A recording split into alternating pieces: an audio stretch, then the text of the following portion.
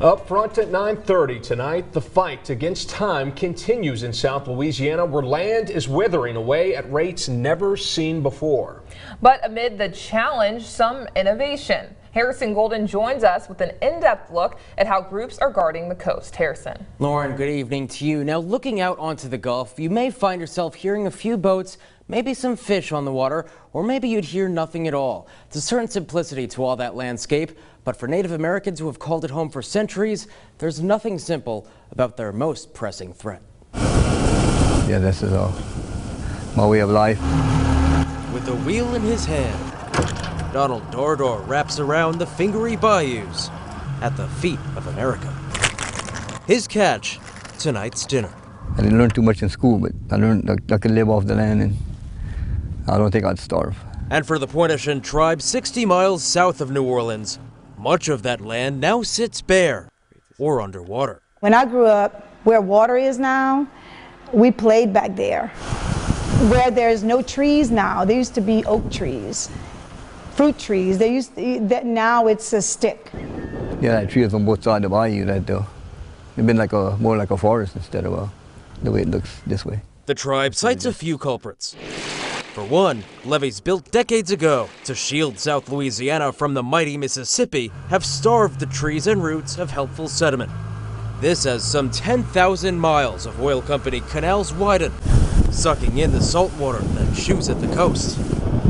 The result, a weakened line of defense should another storm hit. If this continues, the Gulf of Mexico is not stopping.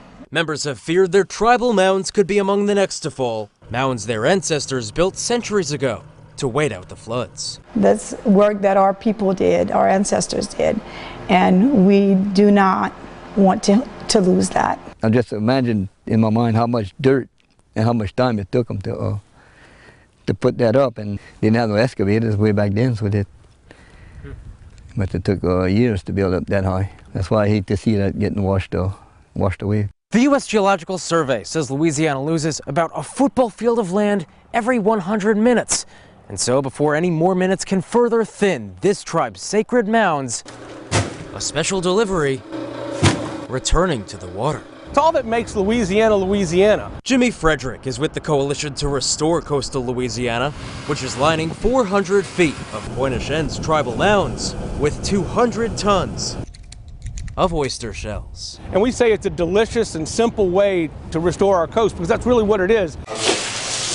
It all happens like this. Once a day's worth of salty, briny bivalves are slurped, the Coalition collects leftover shells from about 20 South Louisiana restaurants, including Bourne in downtown New Orleans. We usually do about 10 to 20 sacks in a day, about 100 oysters per sack.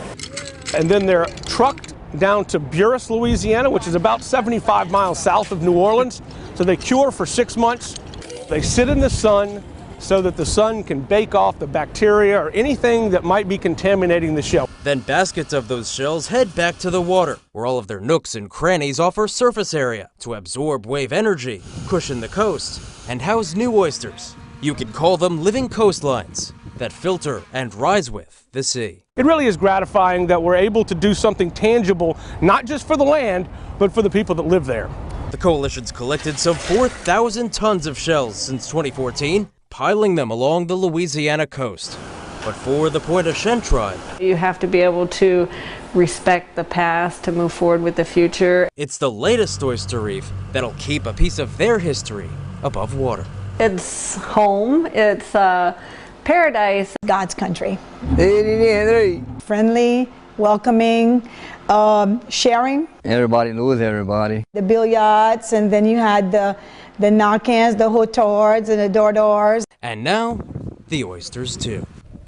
I can't find nothing that would be better than that for me anyway.